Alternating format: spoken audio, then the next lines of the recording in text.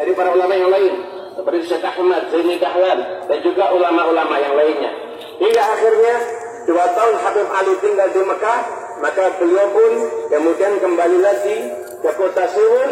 Beliau berdakwah di kota Sewon, dan pertama kali beliau berdakwah, beliau mengajar ada di satu masjid, yang masjid itu dinamakan Masjid Hambal. Masjid itu makmur karena Habib Ali. Di masjid itu setiap Habib Ali mengajar, baik mengajar ilmu nahwu, mengajar ilmu fikih, atau mengajar ilmu-ilmu yang lainnya. Di masjid itu setiap Habib Ali mengajar, maka di situ ada 400 orang yang menghadiri majelis Habib Ali. Dan itu yaumian, itu setiap hari 400 orang hadir majelisnya Habib Ali. Kemudian Habib Ali juga pernah menceritakan bagaimana pengalaman beliau ketika beliau memulai dakwah di Masjid Hambal. Beliau mengatakan sesungguhnya tetangga-tetangga Masjid Hambal ini adalah orang-orang bisnismen tapi soleh. Ada Abdullah Basalama, bisnismen tapi soleh. Banyak ulama memuji beliau. Setiap Habib Ali masuk ke masjid, maka beliau sudah ada masuk masjid di malam hari, yaitu sebelum waktu subuh, maka sudah ada Abdullah Basalama, beliau membaca Al-Quran ada di masjid. Kemudian ada juga Syekh Husain Babhar, ada juga Syekh Muhammad Al-Khatib. Itu ulama-ulama semuanya wiridnya 5 juz Al-Quran setiap malam, salat malam sekian puluh kali. Itu wiridannya mereka semuanya. Maka kita bisa betapa makmurnya saat itu. Habib Ali berdakwah dan berdakwah terus. Habib Ali juga punya kontribusi sosial di masyarakat yang tidak kecil. Di zaman Al-Habib Ali bin Muhammad Al-Habsyi, dikatakan di kota Sewon tempat beliau tinggal, hampir, bukan tidak ada sama sekali, hampir, dari ujung ke ujung tidak ada orang yang berselisih atau bermusuhan. Kalau sampai bermusuhan, maka akan segera didudukkan dan kemudian didamaikan. Bahkan ketika krisis, mungkin banyak sekarang ada yang mengkhawatirkan akan terjadi krisis dan lain sebagainya. Ketika krisis, Habib Ali menjamu, menghidupi seluruh penghuni kota Sewon selama 3 bulan lamanya. Dakwah beliau, kontribusi sosial.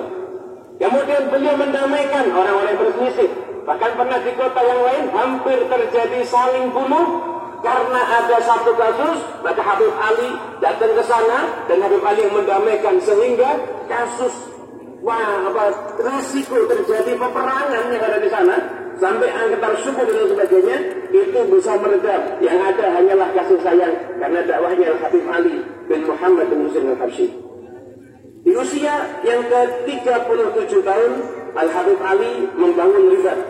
Dan ribat itu dengan model dan tata yang seperti itu adalah ribat yang pertama kali ada di negara Hadramaut. Karena sebelumnya apabila orang belajar ilmu agama Hadramaut itu sistemnya halaqah. Datang ada halaqah dan sebagainya. Maka Habib Ali dengan saat itu biaya yang terbatas, maka beliau memberanikan diri beliau bangun ribat dan beliau tampung semua santri yang akan belajar dan beliau gratiskan, tidak ada biaya sama sekali. Usia beliau 37 tahun. Usia Habib Ali yang ke-44 tahun, maka beliau pun sudah membangun masjid yang dinamakan masjid beliau adalah Masjid Riyadh. Bagaimana masjid di mana saat ini kita berada, Masjid Riyadh. Nah, kenapa Habib Ali bangun ribat dulu baru bangun masjid? Karena Habib Ali lebih mementingkan membangun orang yang akan memakmurkan masjid daripada membangun masjid tapi masjidnya akhirnya nggak makmur. Jadi dibangunkan orang-orang yang akan memakmurkan masjid, kemudian setelah itu usia 44 tahun dibangun masjid dan masjidnya itu makmur dengan ilmu, makmur dengan amal-amal soleh. Habib Ali di antara keistimewaan beliau itu mendapatkan gelar Hamilu Liwa'i Mahabbatil Muhammadiyah, pemegang bendera cinta kepada Nabi Muhammad SAW. Habib Ali bukan hanya sekedar orang yang Allah karuniakan derajat yang tinggi bisa mimpi berjumpa dengan Nabi Muhammad. Namun lebih daripada itu, Habib Ali bisa berjumpa langsung dengan Rasulullah dalam keadaan terjaga. Bukankah Rasul sudah wafat? Gimana tuh bisa ketemu Nabi dalam keadaan terjaga? Seandainya Nabi nggak pernah menyampaikan, maka kita pun juga nggak akan tahu. Tapi sesungguhnya Rasul sudah menyampaikan dalam sabdanya, "Man ra'ani fil manam, fasayarani fil yaqظah." Barang siapa yang berjumpa aku di dalam mimpinya, maka dia akan berjumpa denganku dalam keadaan terjaga. Karena sesungguhnya Nabi Muhammad SAW, beliau tidak mati. Beliau hanya berbeda alam dengan kita semuanya. Apabila seseorang yang mati syahid, dikatakan bal ahya'un inda rabbihim yurzaqun, maka apalagi dengan orang yang mengajarkan ilmu tentang kesyahidan, yaitu Rasulullah Sallallahu Alaihi Wasallam, maka beliau pun juga hidup di sisi Tuhannya dan akan mendapatkan rezeki. Maka mungkin saja untuk orang-orang yang istimewa bisa berjumpa Nabi dalam keadaan terjaga. Habib Ali di usianya yang belum genap 22 tahun ketika itu, beliau ketika berziarah ke makam Rasulullah SAW, maka beliau berjumpa Nabi dalam keadaan terjaga. Maka Nabi berkata kepada Habib Ali, "Amma tarda ya Ali, apakah engkau tidak ridha wahai Ali? Sesungguhnya amalmu dan amalnya semua sahabatmu diterima oleh Allah Subhanahu Wa Taala." Semoga kita jadi sahabatnya Habib Ali, insyaAllah. Amalmu dan amal sahabatmu, Anda bisa bayangkan betapa mulianya. Ini Habib Ali mulia, sahabatnya itu dimuliakan sama Allah Ta'ala, diterima amalnya oleh Allah Subhanahu Wa Ta'ala. Bahkan dalam kisah yang lain sangat banyak peristiwa tentang bagaimana hubungan cinta Habib Ali dengan Rasulullah SAW. Namun tidak akan semuanya saya uraikan di sini karena keterbatasan waktu tentunya. Dikisahkan ada seseorang dari Maroko, orang yang saleh, berziarah ke kota Madinah dan berziarah ke makam Nabi Muhammad SAW. Dia berziarah, maka beliau bermimpi berjumpa dengan Nabi Muhammad SAW. Maka beliau bertanya kepada Nabi, "Man ahabbun nasi ilaik?" Siapa orang yang paling engkau cintai? Di dalam mimpinya, maka Nabi SAW menjawab, "Ali bin Muhammad al-Habsyi." Esokan harinya, karena ini orang saleh, bermimpi lagi berjumpa dengan Nabi Muhammad. Lalu dia bertanya lagi, "Man ahabbun nasi ilaik?" Siapa orang yang paling engkau cintai? Maka jawabannya sama, "Ali bin Muhammad al-Habsyi." Mimpi yang ketiga kali, dan bertanya lagi, "Ya Rasulullah, siapa orang yang paling engkau cintai?" Maka dalam mimpi itu tetap dijawab, "Ali bin Muhammad al-Habsyi." Maka beliau bangun tidur dan langsung bertanya. Beliau tanya, di Madinah ini ada nggak orang yang bernama Ali bin Muhammad al-Habsyi? Boleh ditunjukkan orang bernama al-Habsyi tapi yang lain, bukan nama Ali bin Muhammad. Tunjukkan lagi pada Ali bin Ali al-Habsyi. Sampai akhirnya orang-orang bertanya, "Kenapa kamu mencari Ali bin Muhammad al-Habsyi?" Maka beliau mengatakan, 3 malam berturut-turut saya mimpi berjumpa dengan Nabi Muhammad Sallallahu Alaihi Wasallam, dan ketika aku bertanya, "Ya Rasulullah, siapakah orang yang paling kau cintai?" Maka Nabi 3 kali pula menjawab, "Ali bin Muhammad al-Habsyi." Sungguh kemuliaan yang Nabi Sallallahu Habib Ali al-Habsyi. Bukan hanya mimpi Nabi, tapi mendapatkan ikrar cinta dari Nabi Muhammad SAW. Sebetulnya bisa saja Habib Ali langsung yang bermimpi berjumpa dengan Rasulullah, dan Rasulullah menyampaikan cintanya itu pada Habib Ali. Tapi kenapa ikrar cinta Nabi Muhammad pada Habib Ali itu melalui mimpi dari ulama yang lainnya? Kenapa? Karena Nabi ingin menyampaikan. Apabila Nabi hanya menyampaikan ke Habib Ali, mungkin kisah ini nggak akan kita dengar, karena orang Rasul itu menyembunyikan kelebihannya dan amalnya.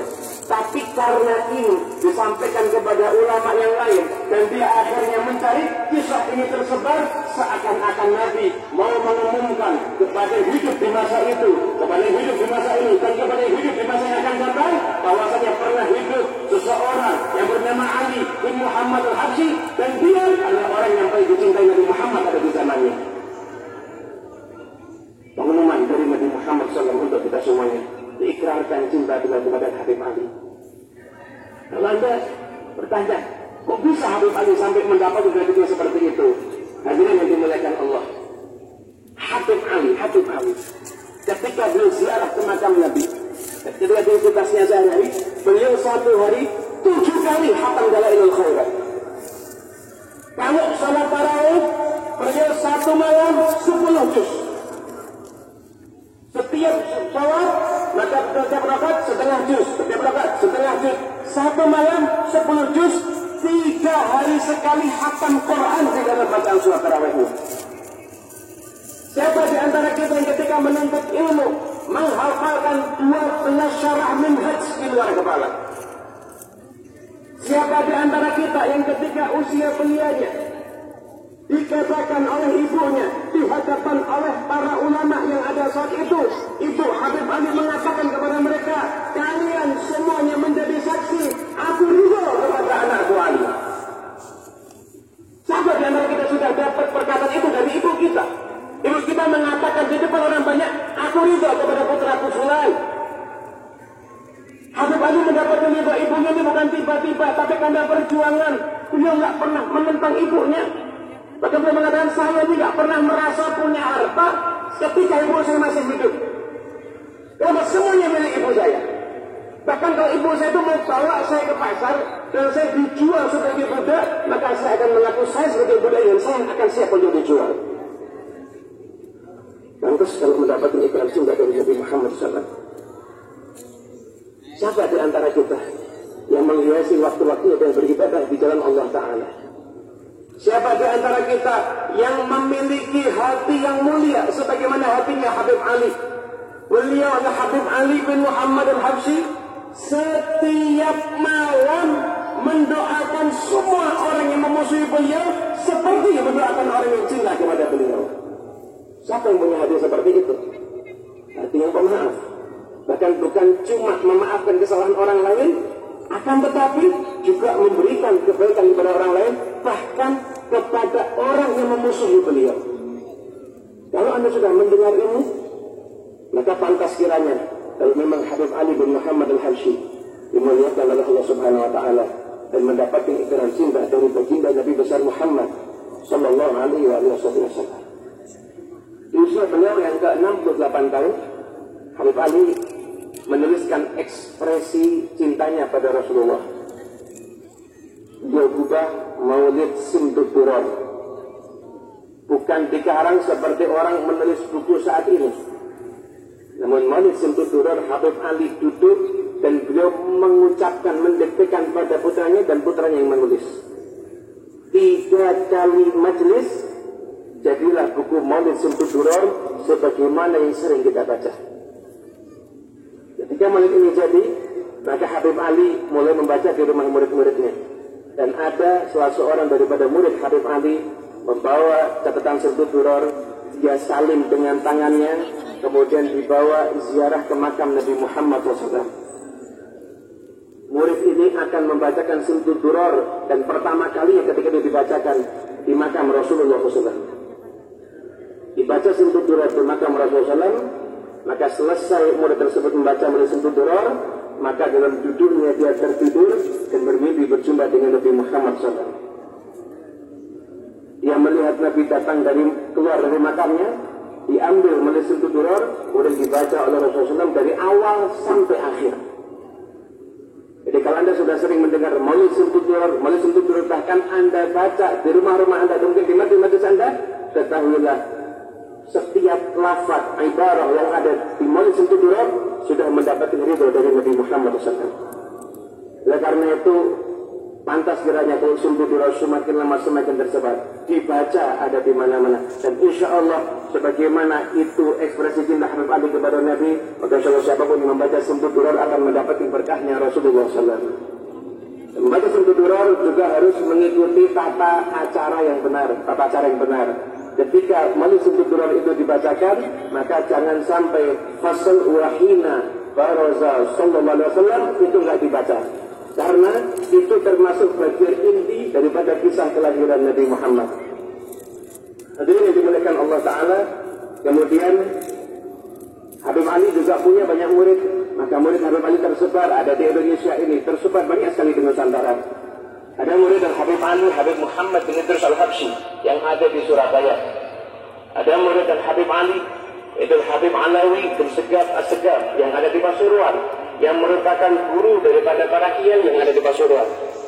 Kemudian ada pula murid dari Habib Ali bin Muhammad Al-Habsyi, Habib Abu Bakar bin Muhammad As-Segaf yang dimakamkan di Masjid Jami' Gresik. Kemudian ada pula murid dari Habib Ali bin Muhammad Al-Habsyi, Al-Habib Ali bin Abdurrahman Al-Habsyi Kuitan, Al-Habib Ali bin Husin Al-Attas, dan semua para ulama yang ada saat ini itu rata-rata mereka murid atau anak murid dari Habib Ali atau cucu murid daripada Habib Ali bin Muhammad Al-Habsyi. Oleh itu sendiri gurunya sambung ke Habib Ali. Oleh karena itu acara Haul Solo ini menjadi satu magnet yang kuat dihadiri. Kenapa? Karena ikatan hati antar pengunjungnya itu kuat. Kenapa ikatan hati antar pengunjungnya kuat? Karena sangat keilmuan mereka sambung kepada ulama yang dihauli yaitu Habib Ali bin Muhammad Al-Habsyi. Sehingga terjadi magnet yang kuat dan akhirnya dihadiri dari mana-mana, dari setiap tempat untuk mengambil berkah daripada Habib Ali bin Muhammad Al-Habsyi. Begitu juga dari para ulama Nusantara yang lain. Ayah Habib Ali adalah seorang mufti Makkah, Habib Muhammad bin Husin Al-Habsyi. Ayah beliau, kakak beliau Habib Husin juga seorang mufti. Ipar beliau seorang ulama, Habib Abdullah Segaf yang terkenal ada di kota Makkah. Dan para ulama Nusantara sangat keilmuannya tersambung sampai ke ayahanda Habib Ali. Di antaranya adalah Kiai Haji Hasyim Asy'ari, pendiri Jam'iyah Nahdlatul Ulama. Beliau di dalam kitab Tasniful Asma dikatakan beliau berguru kepada Al-Habib Alawi As-Segaf, ipar Habib Ali, dan juga berguru pada Habib Husin bin Muhammad bin Husin Al-Habsyi yang mana sanad ilmuannya sampai kepada ayahnya Habib Ali. Sehingga suatu hari Kiai Hasyim Asy'ari beliau mencari daripada keturunan guru yang ada di Indonesia saat itu. Maka Kiai Hasyim Asy'ari mendatangi Habib Alawi. Dan ketika Kiai Hasyim Asy'ari berguru kepada para habaib, maka itu menjadi suatu bukti bahwasanya seorang ulama tidak akan berguru kepada keturunan Nabi yang palsu. Itu merupakan tanda bahwasanya para habaib sudah diakui adalah cucu Nabi Muhammad SAW. Berguru dengan para habaib dan menjalin hubungan, tidak cuma berguru, menjalin hubungan. Kiai Hasyim Asy'ari dari Jombang datang ke Solo menjumpai Habib Alawi. Ketika berjumpa dengan Habib Alawi, inti daripada maksud beliau mau bersilaturahmi dan beliau menyambung hubungan dan mengatakan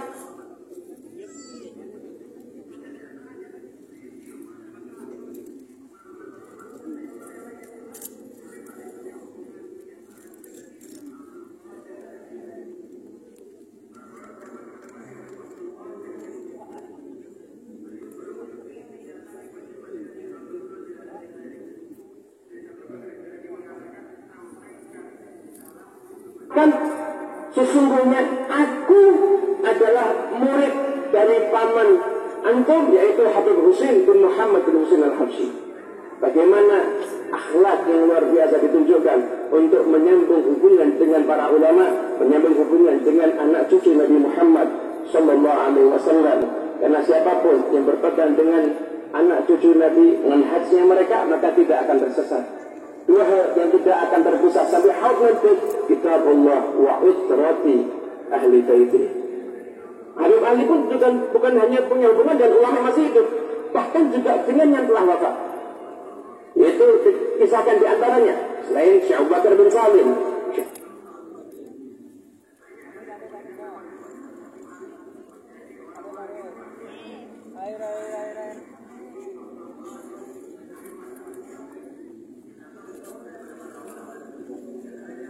Umar bin Makrumah, dan banyak ulama yang lainnya pula.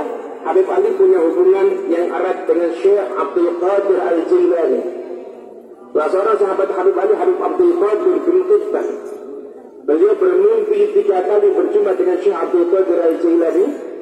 Dan Syekh Abdul Qadir Al-Jilani mengatakan, sampaikan salamku kepada Ali. Dan katakan kepada Ali, aku mencintai dia. Dan sebut aku di majlis-majlisnya dia, maka dia pun akan aku sebut di majlis-majlisku. Habib Abdul Qadir bin Kidwal pun mendatangi Habib Ali dan seraya menyampaikan mimpi itu pada Habib Ali.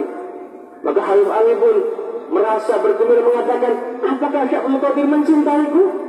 Maka sejak saat itu di majlis Habib Ali bin Muhammad Al-Habsyi dibacakan manaqib daripada Syekh Abdul Qadir Al-Jailani. Bahkan di saat itu setiap ada orang yang datang untuk meminta berkah nama untuk putranya, maka Habib Ali memberikan nama Abdul Qadir. Dan banyak dan diberikan nama Al-Habib Ali menjadi orang-orang yang luar biasa. Di antaranya Al-Habib Abdul Qadir bin Ahmad As-Segaf, yang kita tahu guru daripada para ulama. Di antaranya pula Imam Masjid As-Segaf, yaitu Al-Habib Abdul Qadir bin Abdul Rahman As-Segaf, yang beliau wafat dalam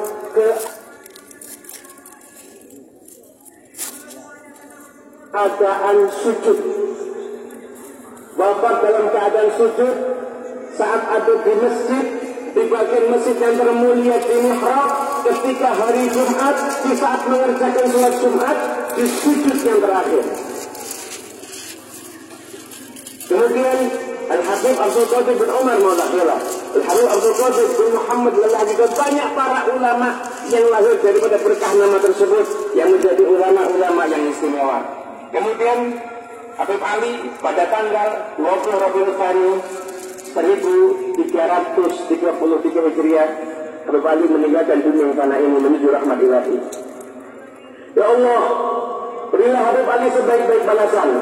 Tempatkanlah beliau di surga yang tinggi bersama para nabi dan orang-orang yang kau cintai.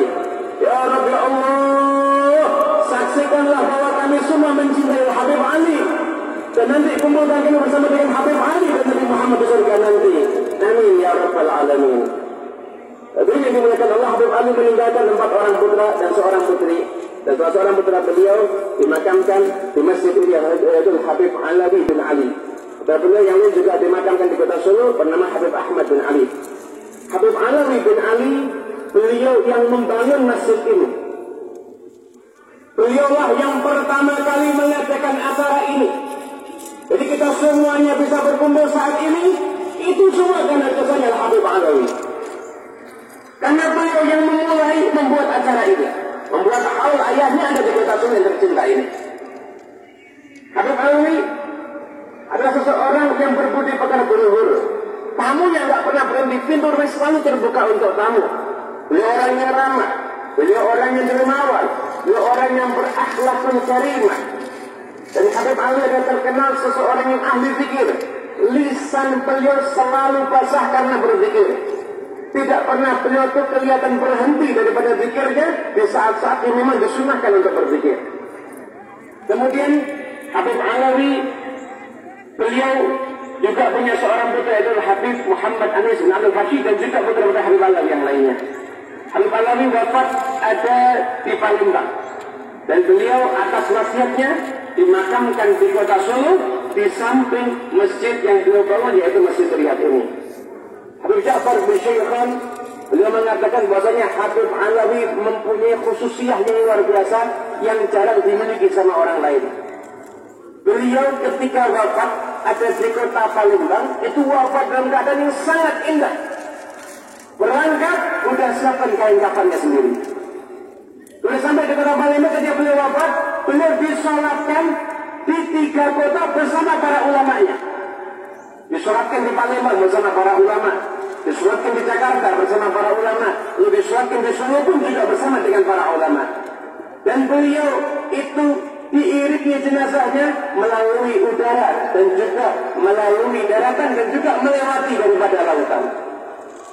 Itulah khususnya daripada Habib Alawi bin Al-Habsyi, yang beliau kemudian meninggalkan putranya yang beliau didik menjadi seorang yang saleh dan meneruskan perjuangan beliau, yaitu Habib Muhammad Anis bin Alawi Al-Habsyi. Wasiat Habib Ali kepada Habib Anis ketika beliau akan pergi ke Palembang, Habib Ali mengatakan, duhai anakku, sesungguhnya aku ingin engkau ikut dalam perjalananku ini. Namun apabila engkau ikut, siapa yang akan mengurus masjid ini? Nggak ada yang ngatur muraha, nggak ada yang ngatur murid dan majelis taklim. Begitu pula ibu dan saudara-saudaramu akan kesepian jika kita semua berangkat. Apabila engkau mau tinggal di sini, maka engkau akan menghibur mereka semuanya. Wahai anakku, cukup engkau antarkan aku ke Semarang. Nanti jika aku telah menuju Jakarta, maka engkau tinggalkan aku, engkau kembalilah ke Solo. Dan kuwasiatkan kepadamu apapun yang terjadi, berusahalah untuk memakmurkan tempat ini.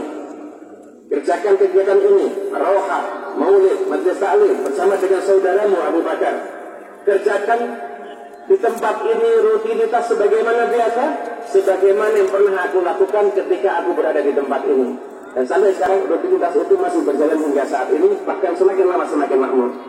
Majelis taklim, maulid, hizb Al-Quran antara maghrib dan isya, sholat 5 waktu berjamaah di masjid.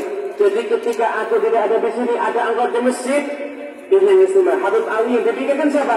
Tetangga masjid itu tidak kesepian karena ada keberadaanmu di sini. Ya dipikirkan tetangga sekitar, dipikirkan sama Habib Ali ketika beliau akan safar, dan di situ adalah wafatnya Habib Alawi bin Ali Al-Habsyi.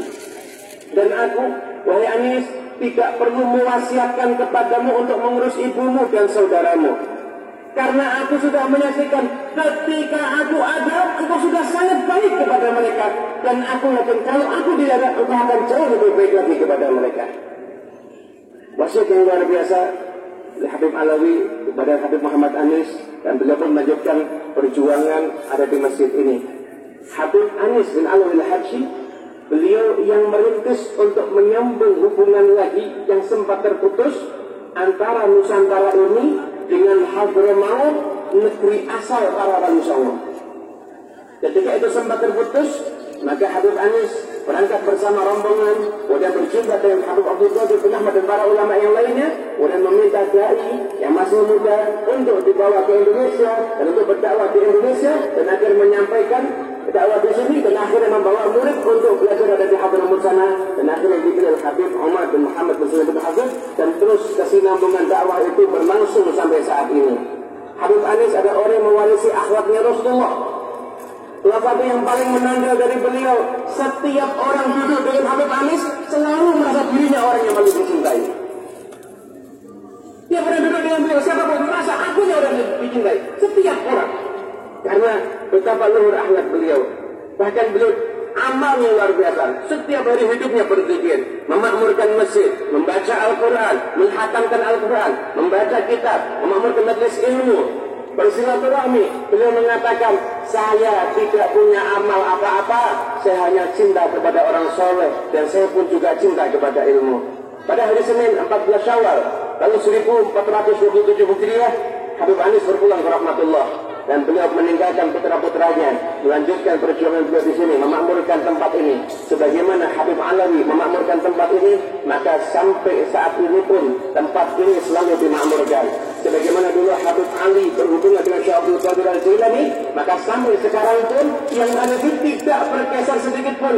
Setiap khatmul Quran tahun 29 Ramadan di masjid ini dibacakan khutbahnya Syekh Abdul Qadir Al-Jailani. Oleh karena itu, maka kita berdoa memohon kepada Allah Subhanahu wa taala, ya Rabbi Allah, berkat kasih Nabi Muhammad SAW, ya Rabbi Allah, berkat ya Allah, berkatnya Habib Ali bin Muhammad Al-Habsyi, ya Rabbi Allah, kami kumpul di tempat ini, ampuni semua dosa kami ya Allah, tutupilah semua aib kami ya Allah, ya Rabbi Allah, tunjuklah kami di jalan yang benar, ya Rabbi Allah, ridailah kami semuanya, ya Rabbi Allah, jadikan kami anak yang mendapatkan ridha kedua orang tua kami, ya Rabbi Allah, jangan engkau wafatkan orang tua kami sebelum meridai kami semuanya, ya Rabbi Allah, untuk orang tua kami yang sudah meninggal dunia, maka jadikan kuburnya taman daripada taman surga, jadikan kuburnya mendapatkan naungan rahmat-Mu ya Allah, terangi kuburnya ya Allah, sinari kuburnya ya Allah, ya Rabbi Allah, andai kata kami belum sempat berbakti kepada beliau semasa hidup kami, maka jadikanlah setelah wafatnya kami bisa menjadi anak yang berbakti kepada beliau. Ya Rabbi Allah, pandanglah kami dengan pandangan yang khusus, pandanglah kami dengan pandangan yang akan merubah semua keadaan kami. Rubahlah keadaan kami menjadi orang yang lebih baik. Ya Rabbi Allah, bagaimana Engkau mempersatukan kami di majlis ini, maka persatukanlah hati kami semuanya. Jadikan kami semuanya orang yang menempuh jalannya orang-orang yang soleh, menempuh jalannya awliya Allah wassalihin. Ya Rabbi Allah, siapapun yang telah membantu acara ini, ya Rabb, berikanlah kepada mereka kebaikan, ya Rabb. Berikanlah membantu dengan hartanya, yang telah membantu dengan tenaganya, yang telah membantu dengan pikirannya. Ya Rabbi Allah, berikanlah mereka sebaik-baik balasan. Ya Rabbi Allah, ya Rabbi Allah, berikanlah kebaikan kepada siapapun yang telah mengamankan acara ini, kepada pemerintahan Kota Solo yang telah mengizinkan acara ini diselenggarakan. Maka balaslah kebaikan untuk kemakmuran ada di kota ini. Ya Rabbi Allah, ya Rabbi Allah, ya Rabbi Allah, ya Rabbi Allah, kami tahu diri kami banyak dosa. Kami tahu mata kami bermaksiat, lisan kami bermaksiat, telinga kami bermaksiat. Ya Rabbi Allah, jangan kau haramkan kami untuk bisa mimpi berjumpa dengan Nabi Muhammad. Ya Rabbi Allah, sebagaimana Engkau muliakan Habib Ali mendapatkan cintanya Nabi, maka jadikan Nabi mencintai kami semuanya, ya Rabb. Jadikan Rasulullah mencintai kami semuanya, ya Rabb. Jadikan kami kecintaannya Nabi Muhammad SAW. Ya Rabbi Allah, jadikan putra-putra kami kecintaannya Nabi Muhammad SAW. Ya Rabb, lindungi putra kami dari segala macam fitnah. Bimbing anak-anak kami agar menjadi anak yang soleh, anak yang selalu berbakti kepada kedua orang tuanya, anak yang berakhlakul karimah, tidak meninggalkan salat, dan anak insya Allah akan berbakti kepada datuk-datuknya sampai ke Rasulullah SAW. Ya Rabbi Allah, jadikan kami semuanya berkumpul di tempat ini, kami semuanya meninggalkan dalam keadaan husnul khatimah, dalam keadaan Allah ridha kepada kami semuanya. Engkau ridha kepada kami Allah, Rasulullah ridha kepada kami Allah, orang tuamu ridha kepada kami Allah, dan awliya Allah mau mencintai kami semuanya, ya Rabbi Allah. Amin amin.